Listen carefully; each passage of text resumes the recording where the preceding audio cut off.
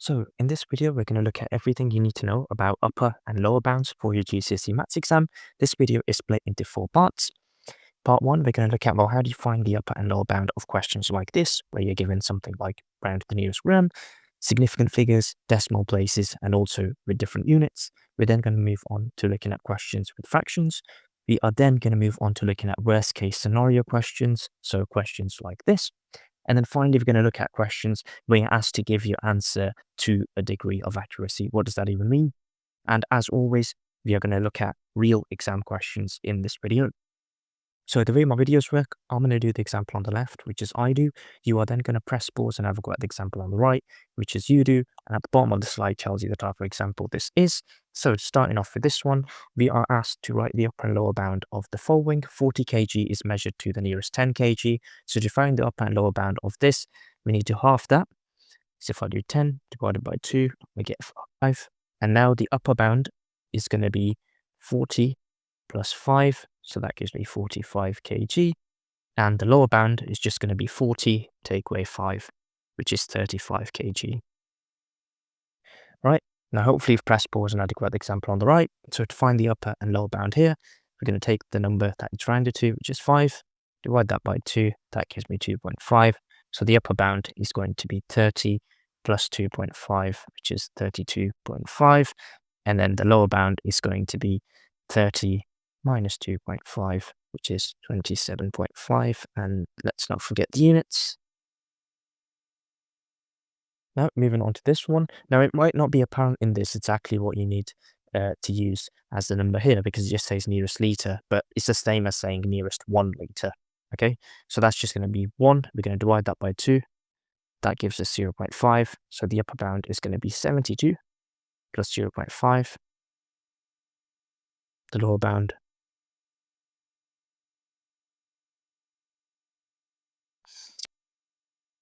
And that's that there.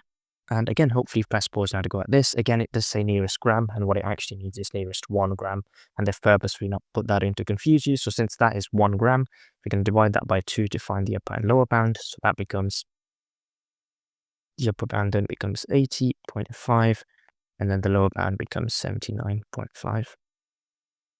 So here are some practice questions for you to have a go at. Press pause and have a go. The last one is a little bit tricky. And here are the answers. Mark your work. So before we move on to decimals and significant figures, I just want to cover off place value. So the place value of 5 here, if I just draw an arrow on that, is 1. We're just going to write 1 below it. The place value of 4, you draw an arrow for the number you're looking for, write 1 under it, and fill the rest of the space with a 0. For the next one, the place value of 3, so we write 1 there and 2 there. So essentially you can see the place value of this. The first number is 5 is 1. The place value of 4 is 10. The place value of 3 is 100. All I'm doing is putting an arrow, writing the 1 under it. Again, with decimals, it's the same thing. Put your arrow, put a 1 under it, and this time there's a decimal to the left, so this then becomes 0.1. That's normally evident to write this. So again, put your arrow, write a 1 under it, fill anything left with a 0. So this then becomes 0.01. Again, draw your arrow, put a 1 under it, fill the rest with zeros, and you're left with 0.001. So press pause and I've got the examples on the right. So the place value here is 1, then 10, then 100, and then 0.1, and then 0.01, and then 0.001. Again, if you use the arrow, it just makes it dead easy. So the reason we just looked at that is because we've got a question here now. We've been told 8 miles has been measured to 1 significant figure. So in this number 8, the first significant figure is, I have got a separate video on significant figures, so do check that out. So the first significant figure here is 1. The place value of this is just 1. So we are going to do 1 divided by 2, which gives us 0.5, which then means the upper bound is 8 plus 0.5. And the lower bound is 8 minus 0.5, which then gives me 8.5 here and 7.5 here.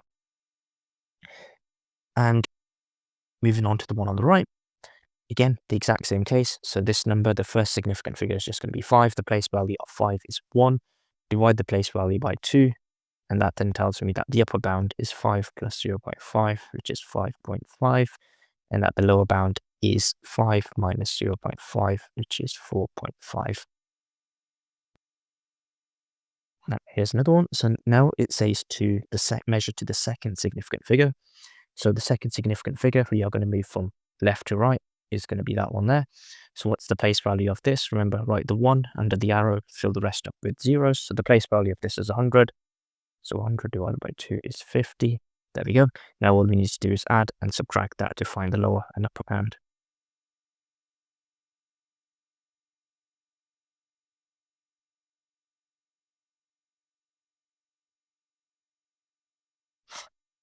Again, hopefully you've pressed pause and had a go at the example on the right. So the second significant figure here is that 4. We are going to write a 1 under it and a 0 there. So that then becomes 10 divided by 2, which is a 5, which means the upper bound is 145 and that the lower bound is 135. So here are some practice questions for you to have a go at. Press pause and have a go. Here are the answers. Mark your work. So we're now going to look at decimal places. So the first decimal place, so it's measured to 1 dp, it's that one there, so that's going to become a 1. So essentially that's 0.1. We're going to divide that by 2, and that gives us 0.05.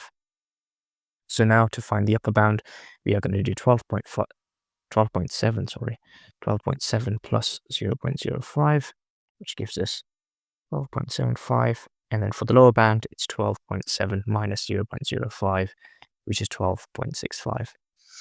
And again, hopefully you've pressed pause and had a go at this. So the first decimal place here is that 2, and the place value of that is 0.1. So we're going to divide the place value by 2, and now we can use that to find the upper and the lower bound. And then that becomes 3.2 plus 0.05, which becomes 3.25, and 3.2 minus 0.05, which becomes 3.15. Now it says measured to 2 decimal places. So the second decimal place is that one there. The place value of that is going to be 0.01. We're going to divide that by 2. And now we're going to add and subtract that to find the upper and lower bound.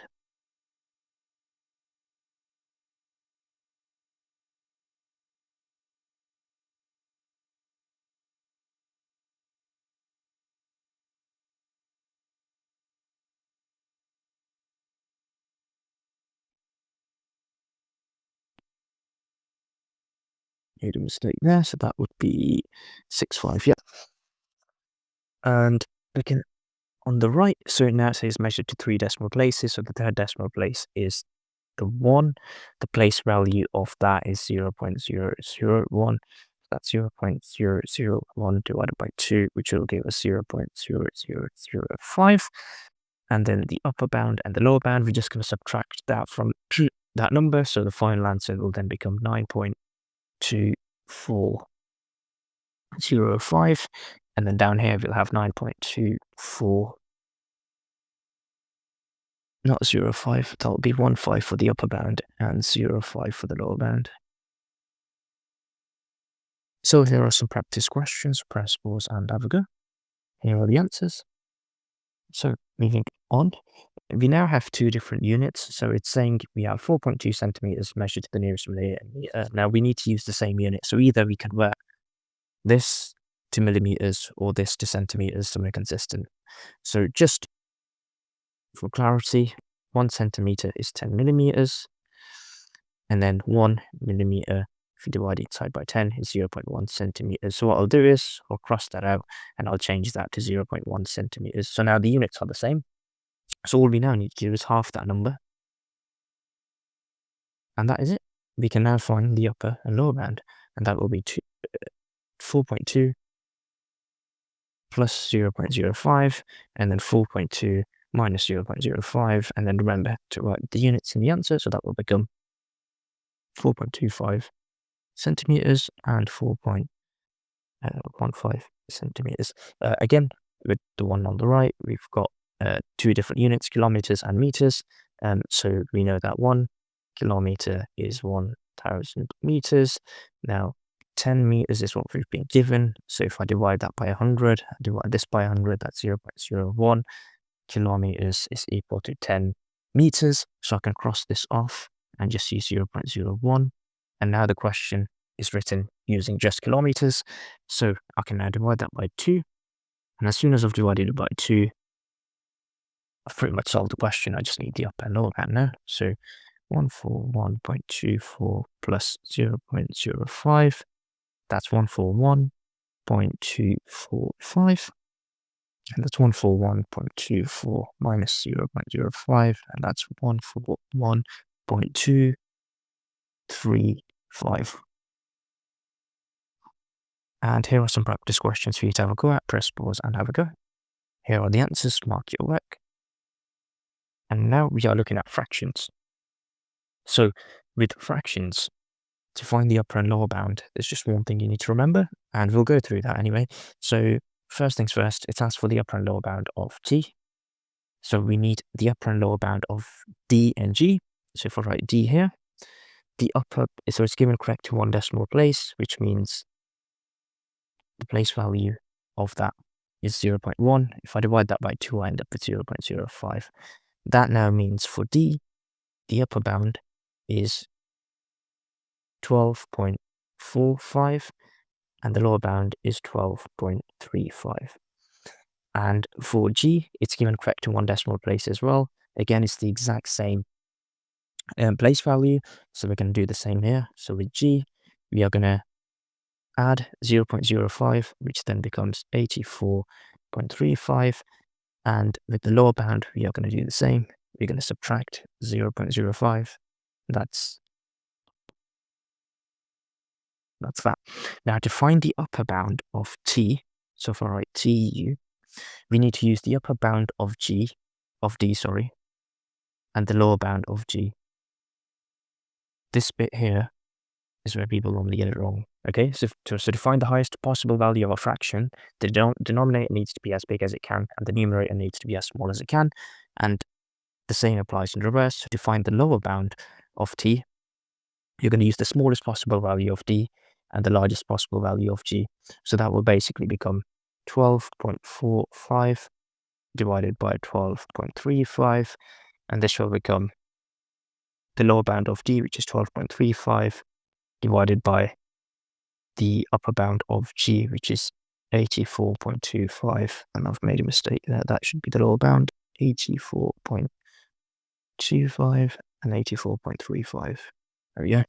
So if I now type that into my calculator, so that would be 12.45 divided by 84.25.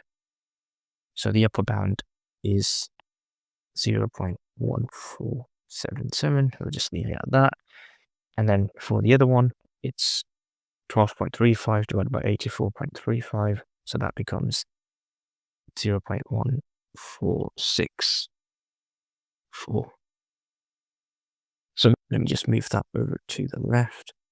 Yeah, just make that a bit smaller. There we go.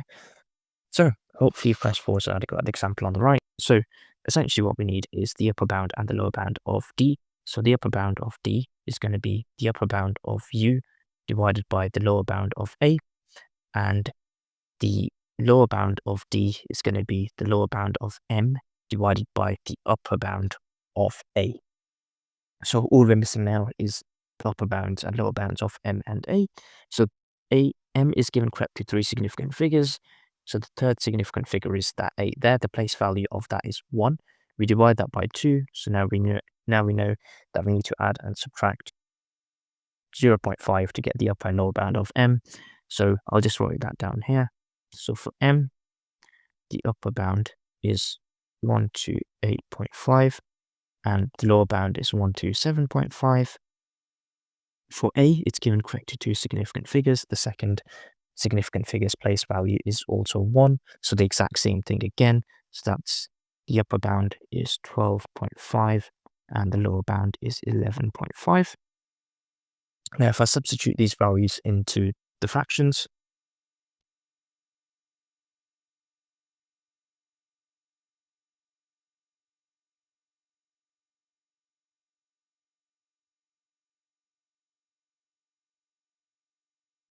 and if I type that into my calculator, 128.5 divided by 11.5, that gives me 11.17391, ... and then divide that by that, and that gives me 10.2. So those are the upper and lower bounds of d. So here are some questions for you to have a go at. Press pause and have a go. Here are the answers. Mark your work. So now we're moving on to questions with worst case scenario. So we've been given some context here. A bridge has a maximum safe weight limit of 12,000 kg, rounded to 1,000 kg. A truck carrying 8 steel beams, each weighing 1,500 kg, rounded to 10 kg, is about to cross the bridge. Can it safely cross the bridge? Okay, so we have a safe weight, which is that there. And that's been rounded to 1000 kg. So if you divide that by 2, we can find the upper and lower bounds. So the upper bound is 12,500 kg and the lower bound is 11,500 kg. And the next bit is that a truck is carrying 8 beams. Each of the beams, if I just write here beams, so each of the beams is that. It's rounded to the nearest 10 kg. So if I do 10 divided by 2, I can then find the upper and lower bounds. So that would be adding and subtracting 5. So that's the upper bound. And the lower bound is... Now, with this question, now we want to compare whether... We want to figure out whether the truck can cross this bridge safely. Now, when it comes to worst case scenario questions like this, where it's about safety, something breaking, something being overweight, you want to use the worst possible scenario. So for the worst possible scenario, we'll have to compare the lowest possible weight for the safety of the bridge and the highest possible weight of the beams. So I then need to do 1555 times 8 because there's 8 beams. That gives me an answer of 12440. I now need to compare that with the lower bound of the bridge. And the reason we're going to compare it to the lower bound and not the upper bound is because we want to consider the worst case scenario. So we then write a statement here that 12440 is greater than 11500. So no, the truck cannot cross safely.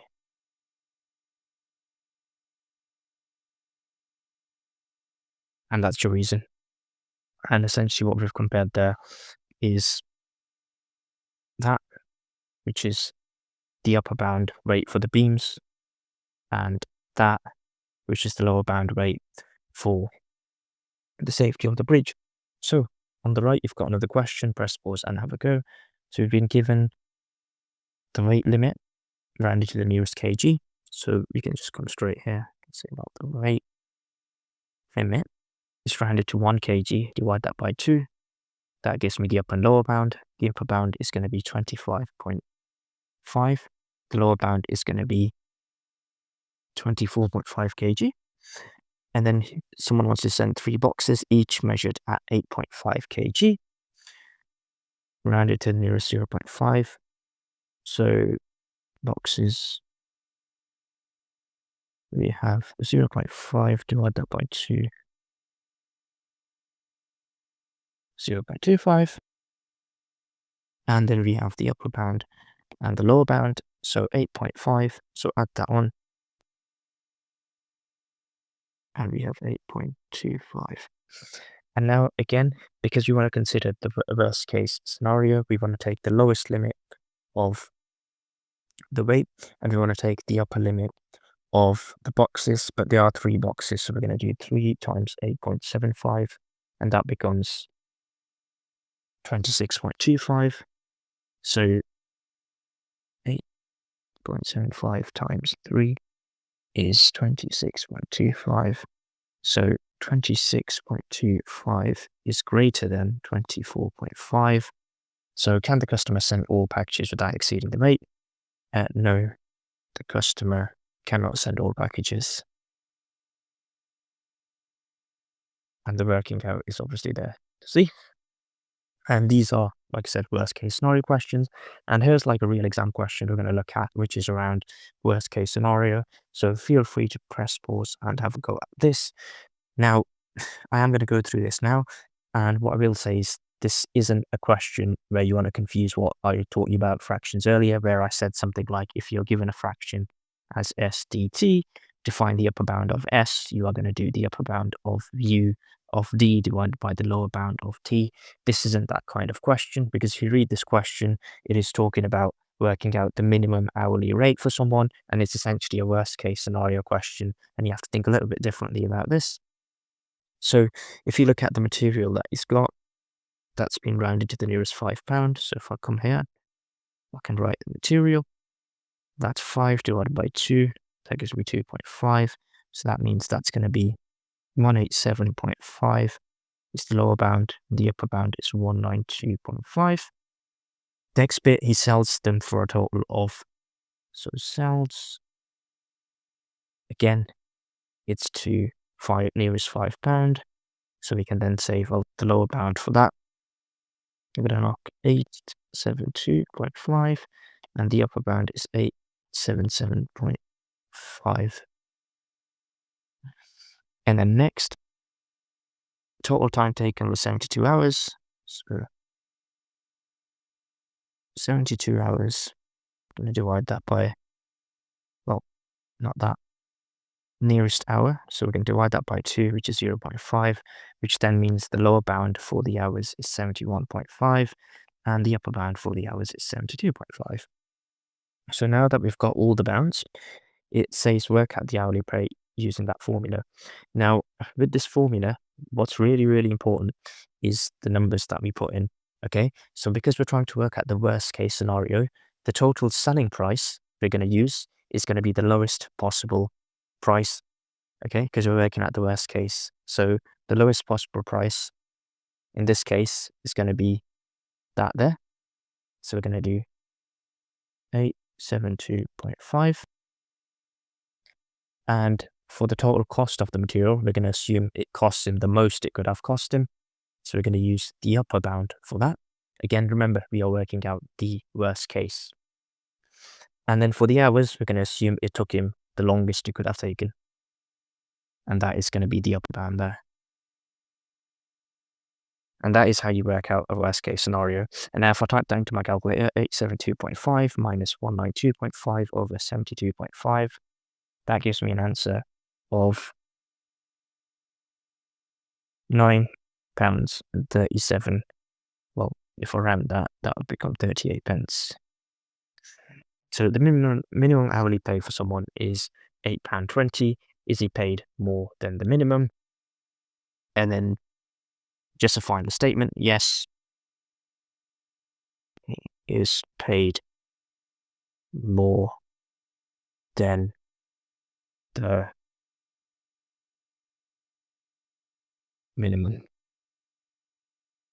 So moving on, you are now given questions where you're asked to give your final answer to a suitable degree of accuracy. So in that case, you'll find out the lower bound and the upper bound.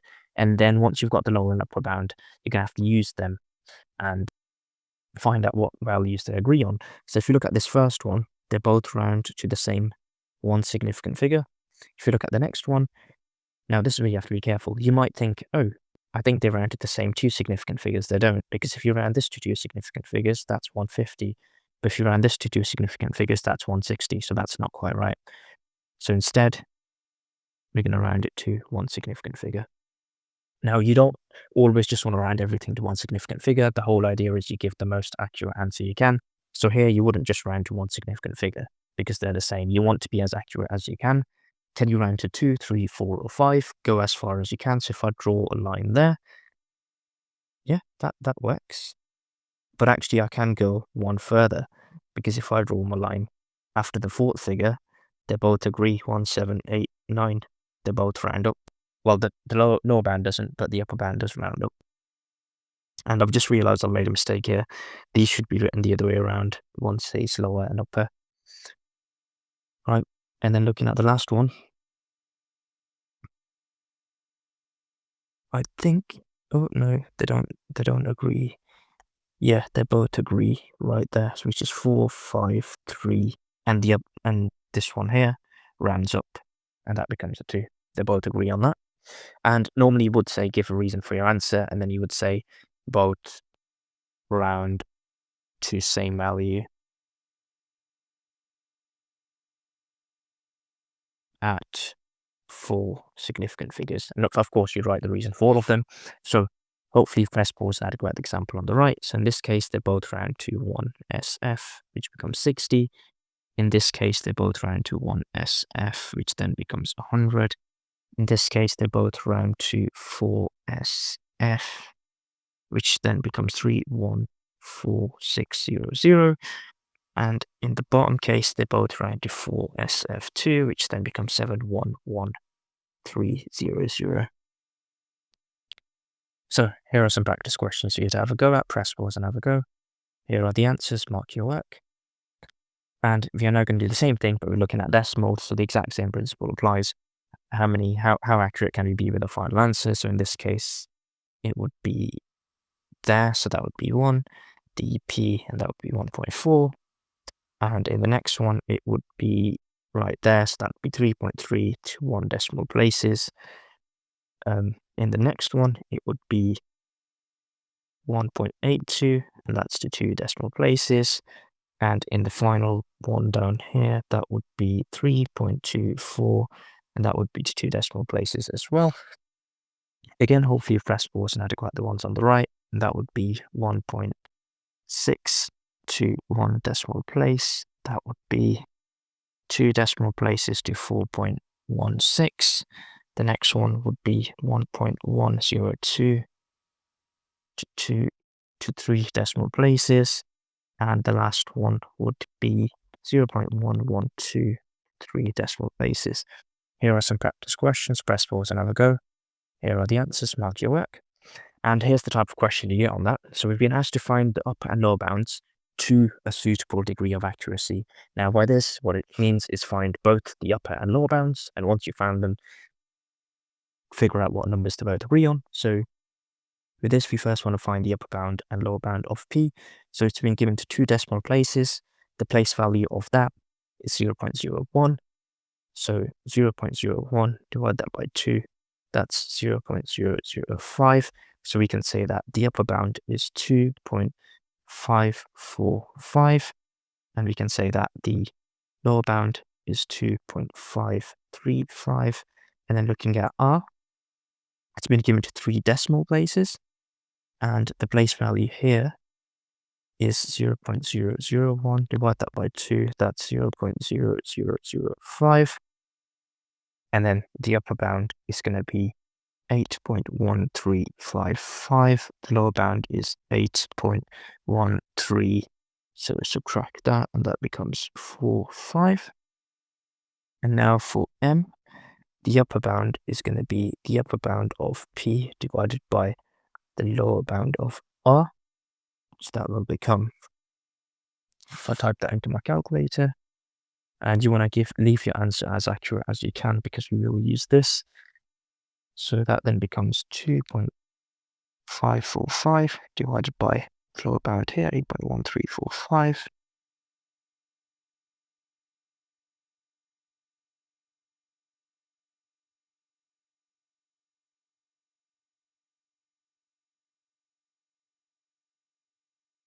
And for the lower bound, I just go back, and that's 3.5. That's 1.3.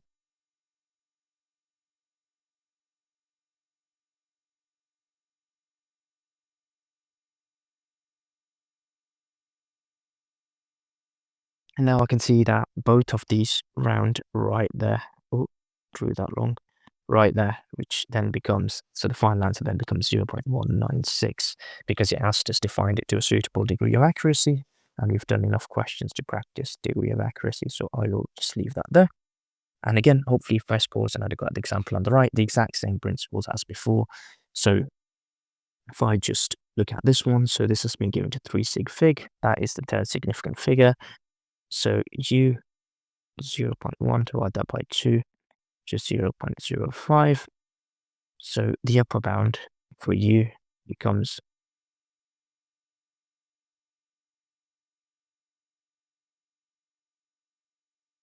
the lower bound becomes, and if you look at g, 2sf, so that's 0.1 is the place value, so that becomes 0.05. The upper bound is 9.85. The lower bound is 9.75. And now we are going to use that to find the upper bound for h. So we are going to use u squared, and that's going to be the upper bound divided by 2 times g, which will have the lower bound. And then for the lower bound of h, it's going to be u squared and the lower bound value of u, and 2 times g with the upper bound value of that. And if I type that into my calculator, that is going to be u squared with the upper bound, 14.35 squared. Divide that by 9.75 times 2, and that gives me, I'll just make this whole thing a bit smaller so there's a bit more space to work with. There we go. That then becomes 10.56012821 for the upper bound. And if I type that into my calculator again, with the lower bound, that becomes 10.307741112. So I can see that they both agree right there, which is the first significant figure. So that then becomes 10 to 1 SF. And here is a final question that we can look at today. So this is an exam question again on upper and lower bound. So feel free to press pause and have a go at this first, but the exact same principles apply as before. So the first thing I can see straight away is that the units don't match up. So I'm going to convert this to centimeters. So that's 0.1 centimeters, that's 0.1 centimeters, and that is 0.1 centimeters. It's almost like I can now cross that off. So essentially the answer is given correct to 0.1 centimeters. So if we divide that by 2, we can then find the upper and lower bound. So we have the length, and that then becomes for the upper bound, and then for the lower bound we end up with 13.15, and then we have the width, where the upper bound is, and the lower bound, oh, not that, 15.95, and then we have the height, where we have the upper bound as 21.75 and the lower bound as 21.65. And then we've got the mass, which is given to the nearest 5 grams. So if I do 5, divide that by 2, and I end up with 2.5. So the upper bound for that is 1972.5, and the lower bound is 1967.5.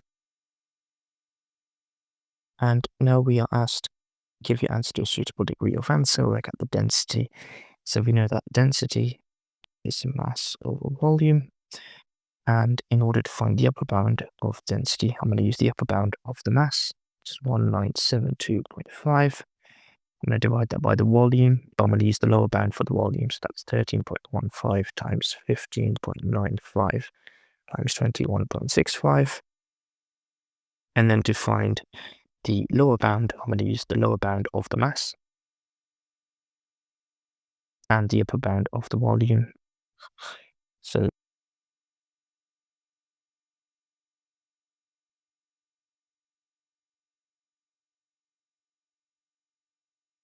if I now type that into my calculator, that's 197.2.5 divided by 13.15 times 15.95 times 21.65. That then becomes